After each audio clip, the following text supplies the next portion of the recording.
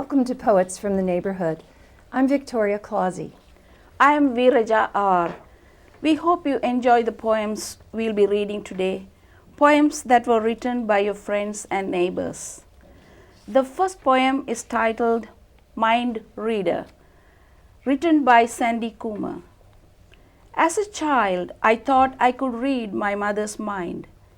In the kitchen, when she cut vegetables for supper, I stood behind her and waited to curl myself into her brain. The sharp knife slices thudded against the cutting board. She swiped her tendril and hair from her face, helped the pad of her palm against her forehead a second too long, and I was in. The terrifying space through which I tunneled, high walls and pungent earth, racked my tiny heart with woman-sized grief. I buckled under its weight, its holiness boiling the audacity out of me. My mother turned, caught my wide stare, and smiled without saying a word. I knew she closed the door on purpose. She let me in only as far as either of us could bear. Hound Sense by S.R. Lee. Intent on movement, the man crosses the fields, climbs trails upon the hill, frustrating the hound, whose greater awe for God's detail, nose to ground, smells truths ignored in human schemes. Now, in a wide, empty field, the man once more takes wind, cold, motion as central facts until he sits with colored pens to render how the short grass pales in cold. His eyes attentive now, his truth in colored forms.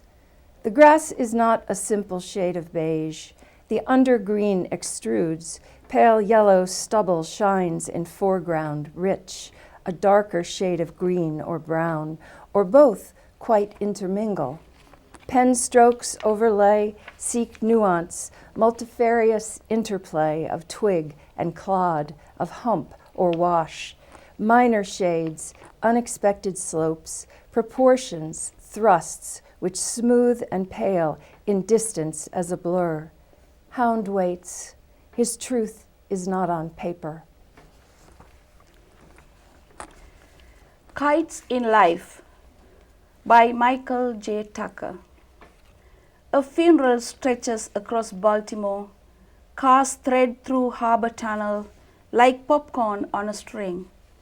I go from under the Chesapeake to the slate surface of Michigan Lake, where the night is a song and the twinkle of light connects in the sky like a tail of a kite. You were there for the dirge, you were there for the purge, on horses in rainforests, pink beaches by the sea. You are my creamsicle, you are my dreamsicle, forever I will be the tail of your kite. Reading the Day by Sandy Coomer. Before the book is opened on the day, I gaze upon the cover's bright design and listen to what words the morn might say as introduction to this storyline.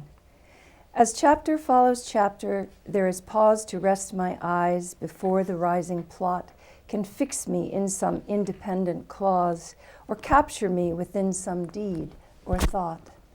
Some characters, some themes I've known before, but every word's arranged as something new, some passion, some deep lesson in the lore of living set for me to find, pursue.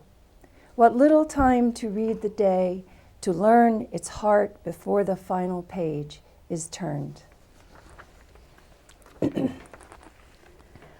Small Wooden Box, written by S.R. Lee. Wood grain in varying color, soft sheen, sturdy shape, aura of living being. The gentleness of wood, treated tenderly, given purpose, work to a smooth surface, exact corners, pleasing proportions, calls for gratitude. A large tree has died for this, leaves, twigs, and narrow branches discarded, heartwood cut, stored, and seasoned, measured and cut again to small pieces, then after the brutality, the tenderness, rough saw teeth changed for delicate blades, to shape edges, fine sandpaper, smooth wax or varnish, tiny screws for delicate hardware. The tree transcends its forest place, gives the human environment with gentle browns, a deep sheen, and essential sturdiness, responding with beauty to shaping the process of life. Rain by VeerajaR. Dancing wet, hands spread eagle with friends forming circle, racing paper boats in rushing waters knee-high, pleading with heavens, please, not stop raining, drowning every time it rains in innocent bliss bygone. Thank you for watching. We hope you'll join us again soon for Poets from the Neighborhood.